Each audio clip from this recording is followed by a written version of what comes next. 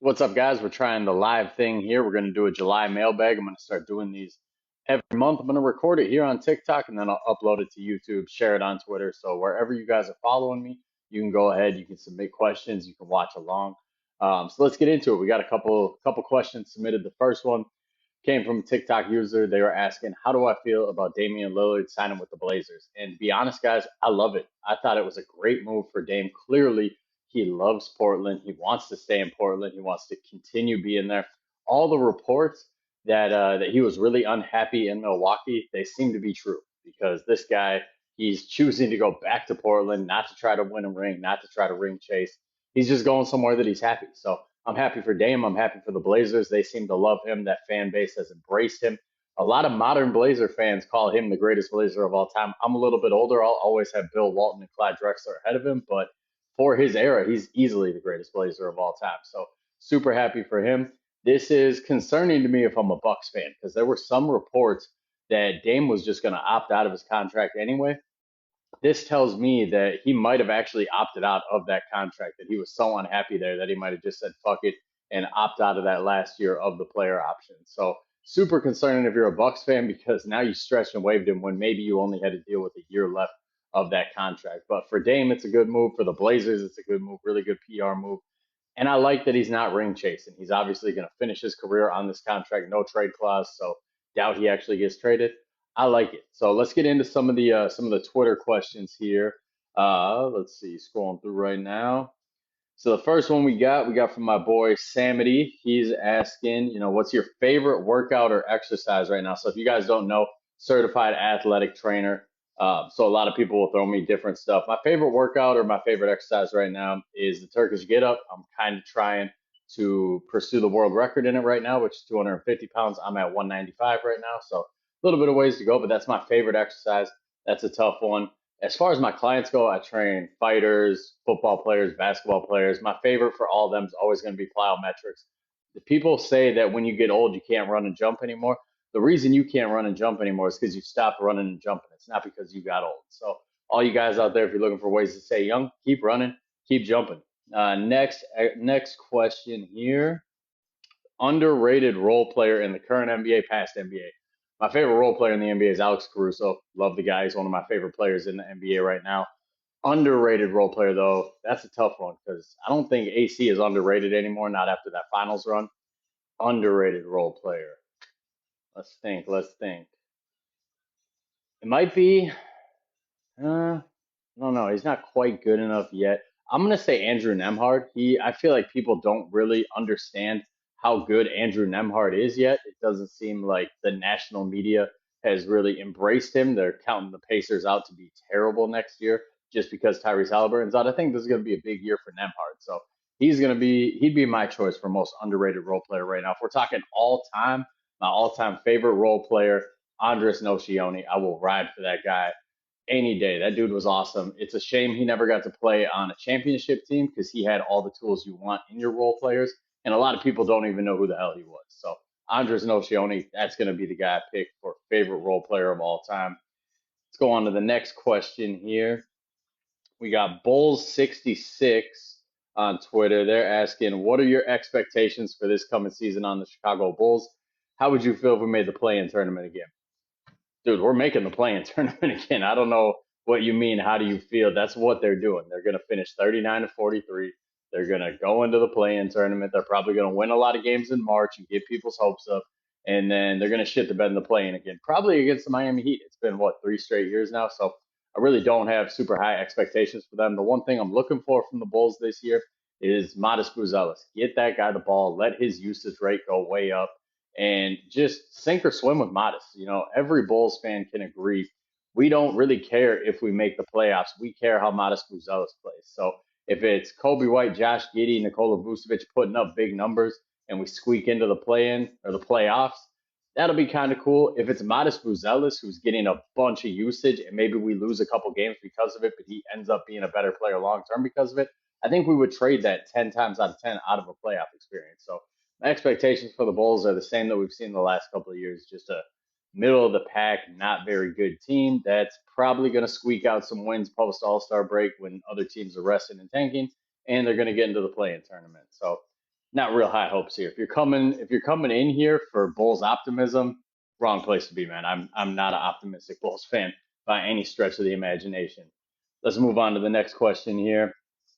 Her Majesty is asking, has being a Bulls fan gravitated you towards Chicago, or are the Bulls really the only thing tying you to the city? I'm a Bears fan too. I'm just a very casual football fan. Anybody out there, if you're married, you understand that you only get so many hobbies. So my wife will let me watch all the basketball that I want. It's kind of a stretch to watch every football game anymore. So college football, NFL football, it's kind of fell by the wayside, but I still keep up with the Bears quite a bit and I root for them. I'm just not a diehard fan. Other than that, nothing really tying me to the city of Chicago. I'm not from Chicago. I'm from Minneapolis. Just grew up a Michael Jordan fan.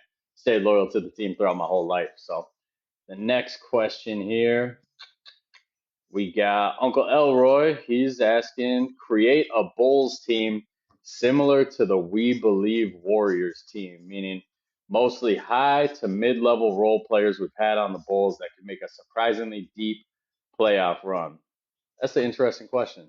So if you guys are unfamiliar with the We Believe Warriors, that was Baron Davis, Jason Richardson, Matt Barnes, Al Harrington, Monte Ellis. So it was a pretty athletic team. Don Nelson revolutionized the game. They took out the number one seed Mavericks, who were the championship favorites that year. Took them out in the first round.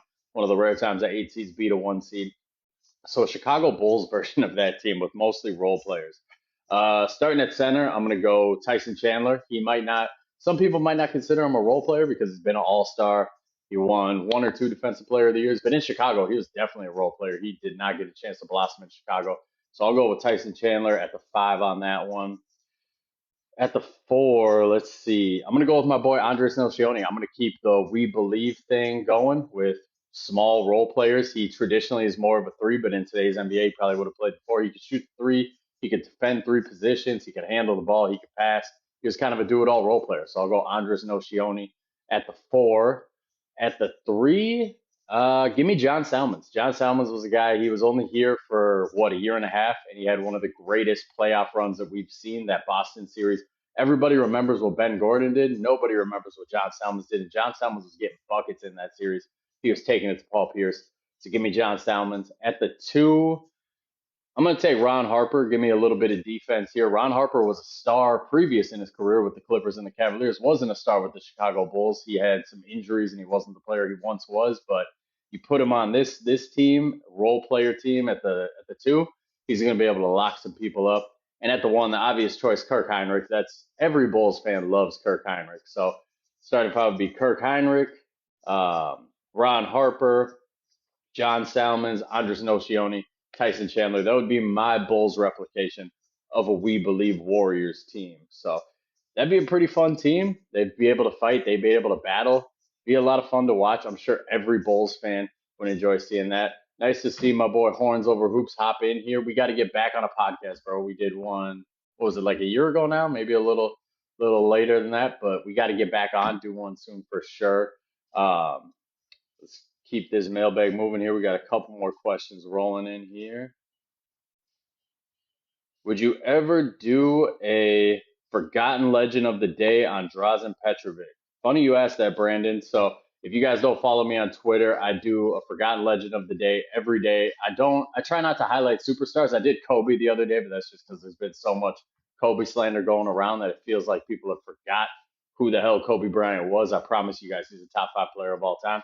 But the point of it is to highlight, guys who everybody has kind of forgot about, guys who made, two, three all-star games, maybe an all NBA team here or there, guys who were really good players, kind of the hall of very good. Somebody called it that the other day, and that's a good way to describe it. So would I ever do Drazen Petrovic? Hell yeah, he's definitely in the plans and a future one for sure. Same with Kenny Anderson. I already did Derek Coleman, that 90s Nets team. That's one of my favorite what if teams because if Drazen doesn't pass away in that car accident, who knows what happens, man. He was a killer.